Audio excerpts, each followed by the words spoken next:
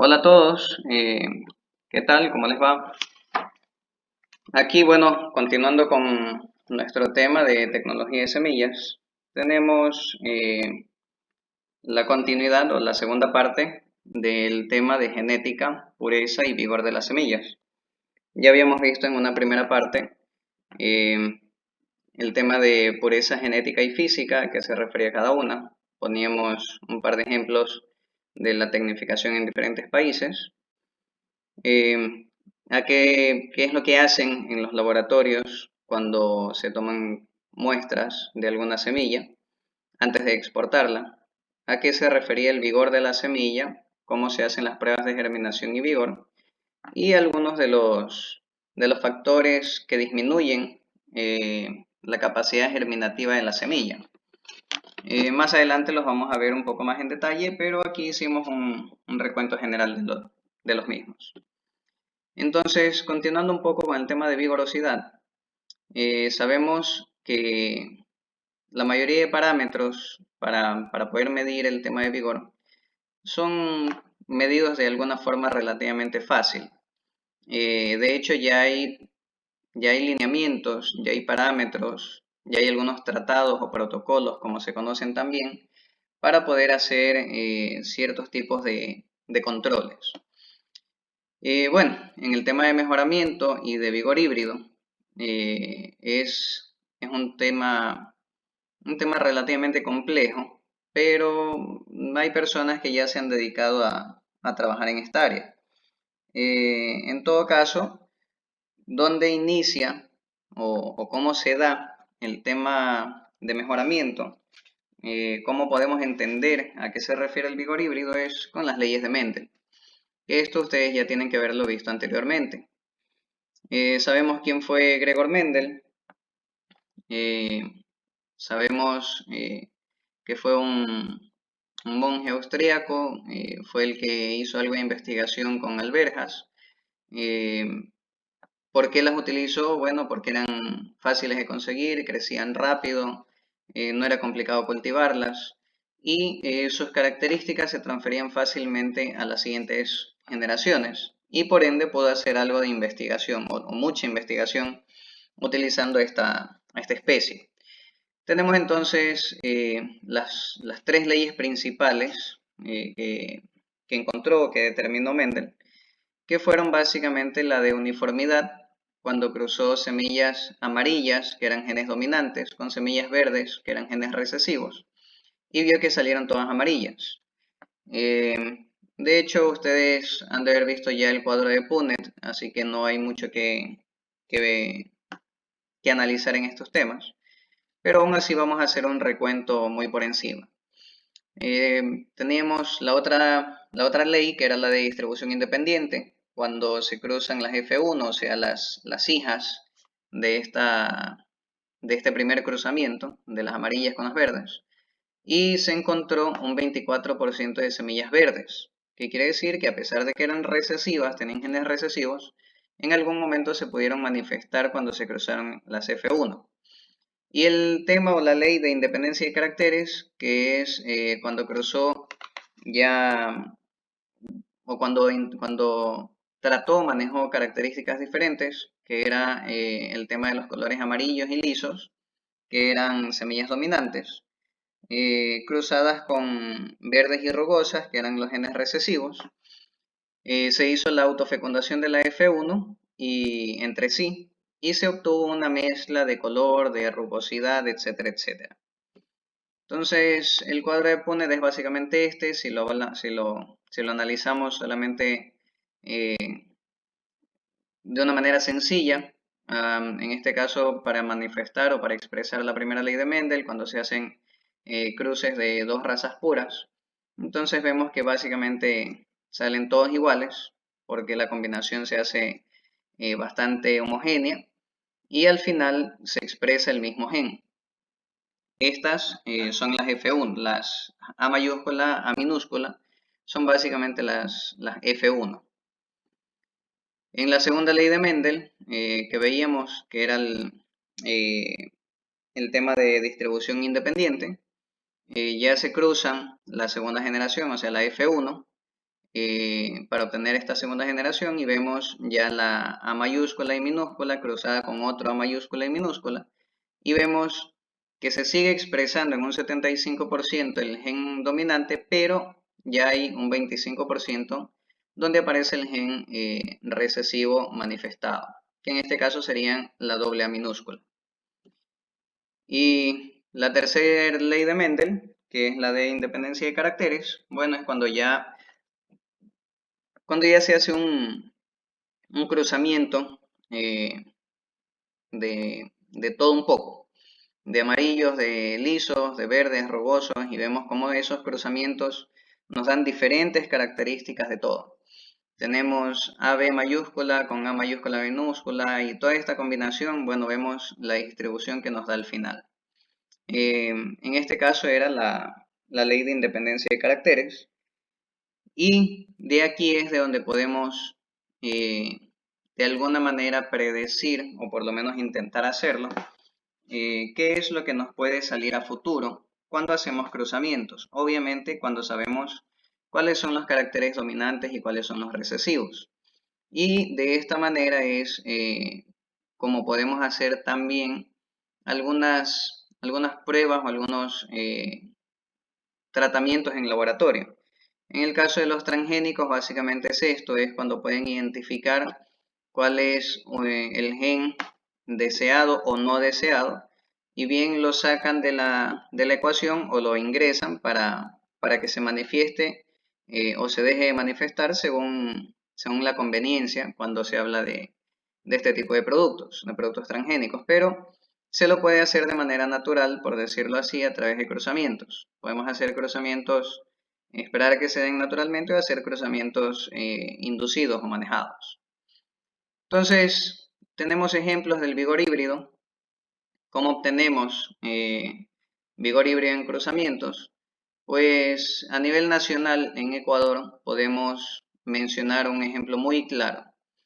El cacao CCN 51.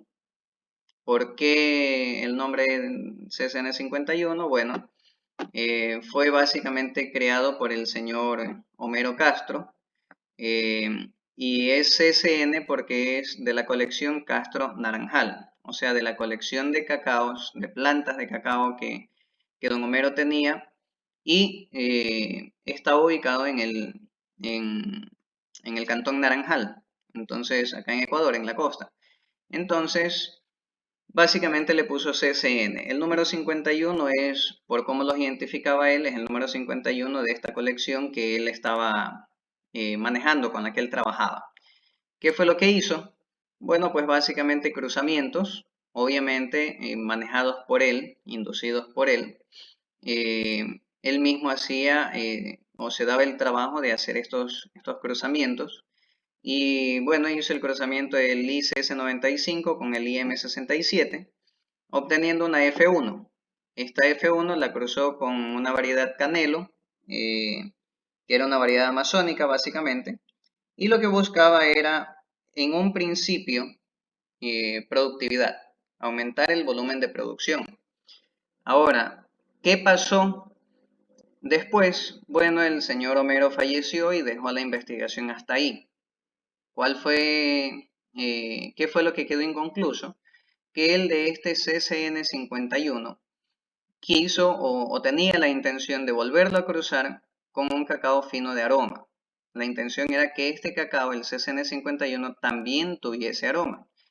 Pero, bueno, lamentablemente no pudo concluir este proyecto. Aún así, estos primeros híbridos que él sacó, como no tenía el espacio suficiente en su propiedad para hacerlo, decidió sembrarlo donde un conocido de él, donde un amigo de él, el señor César Amador Vaquerizo. Ahí fue donde sembró o donde se hizo la primera plantación como tal de CCN 51.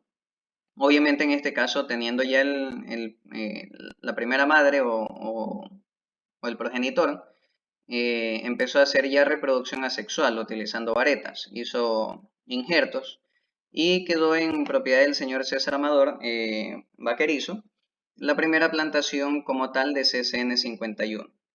¿Qué es lo que se obtuvo en este caso básicamente vigor híbrido. Se buscó variedades que tuvieran características deseables o interesantes productivamente hablando. Se hizo los cruzamientos necesarios, se obtuvo una F1, esta F1 se cruzó con otra variedad de condiciones o de características similares, hasta que se obtuvo el conocido como CSN51, que tiene la característica no solamente de que produce bastante en las condiciones de naranjal, que fue donde se lo desarrolló, sino que también se adapta bastante bien a casi todo el territorio, por lo menos de la costa ecuatoriana. Y los volúmenes de producción son bastante interesantes. Esto de aquí, este cacao es el conocido también como cacao rojo o, o cacao de ramilla. Acá en nuestro medio al menos le dicen de ramilla, pero realmente no es el término apropiado, ya que el tipo de reproducción es asexual, es una ramilla, es una rama pequeña que se utiliza para hacer injertos, pero no quiere decir que sea el único que se reproduce de esa manera. El término correcto es CCN51 básicamente. ¿Qué son entonces las mutaciones? Ya vimos que era el vigor híbrido. Bueno, pues las mutaciones es cuando se da un cambio permanente en la secuencia de ADN. Un cambio permanente quiere decir que no es como que sufrió una inflamación de un músculo y luego se le quitó. No, el músculo desarrolló y siguió desarrollado, no fue que luego se desinflamó. Casi siempre aparecen por algún error de la multiplicación celular o por exposición a alguna sustancia del ambiente. Eh, Mutación no es, o las mutaciones en general, no suelen ser inducidas, por lo menos no a propósito. Cuando hay algún tipo de mutación, puede ser por condiciones ambientales, puede ser por algún químico, pero en muy pocos casos las mutaciones son deseables, por decirlo así, o las hicieron con intención. Aún así, hay mutaciones que han sido interesantes y han sido aprovechadas también por el ser humano. Por ejemplo, en el caso de los animales tenemos en los bovinos al bovino belga azul, tenemos en el caso de los cerdos al pietrain, en bovinos también tenemos al piedmontés, que son básicamente especies que han sufrido algún tipo de mutación en su ADN y le favoreció para producir lo que se conoce como doble músculo. Y son animales que producen mucha carne. En este caso ha sido aprovechada por el hombre para desarrollar una raza, conservarla y mejorar su producción. En caso de plantas, sí hay también algunas mutaciones. Más adelante vamos a mencionar un par de ejemplos. En el caso de las mutaciones germinales, son algo relevantes debido a la evolución porque se pueden transmitir a sus descendientes. Esto es cuando la mutación ocurre en las células reproductoras. Es decir, cuando tenemos algún tipo de mutación, como mencionaba anteriormente, que puede ser transmitida a sus hijos.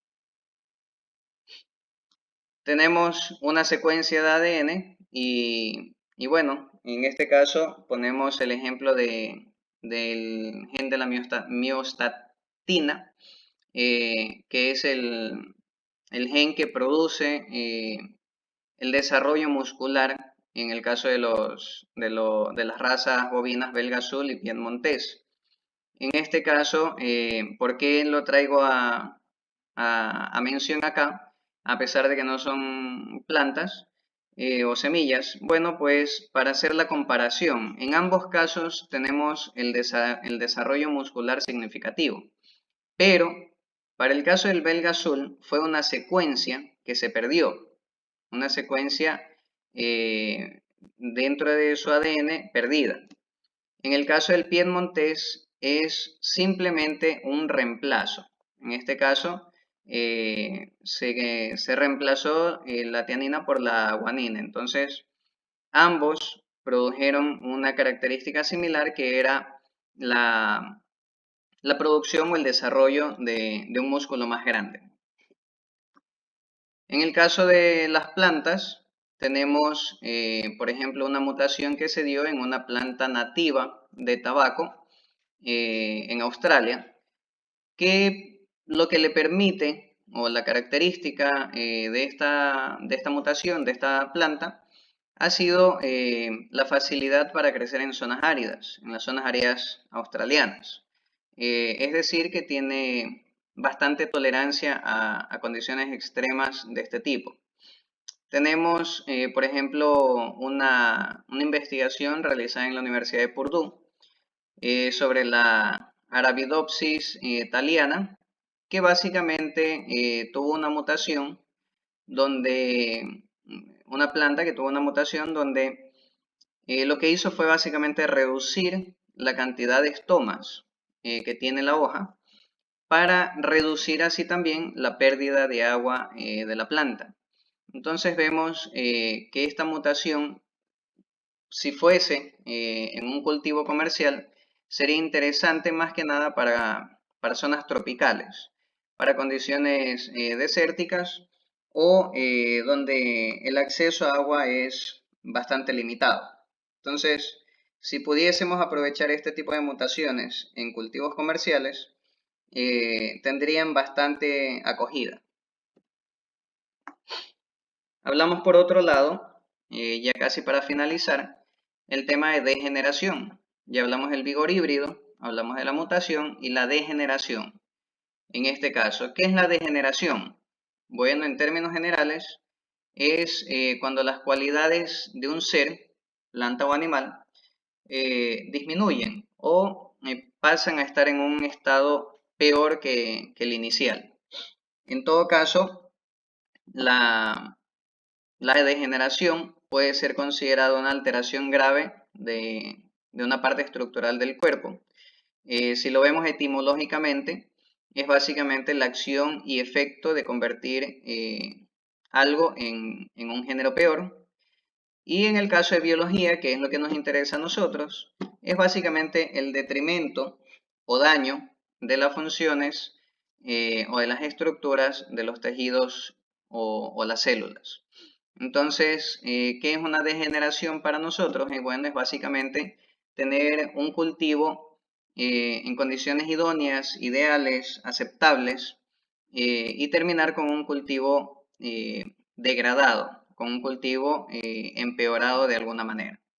Entonces, bueno, aquí tenemos la fuente también, y esto sería todo en cuanto a vigor, a mutación y a degeneración en el caso de plantas y semillas.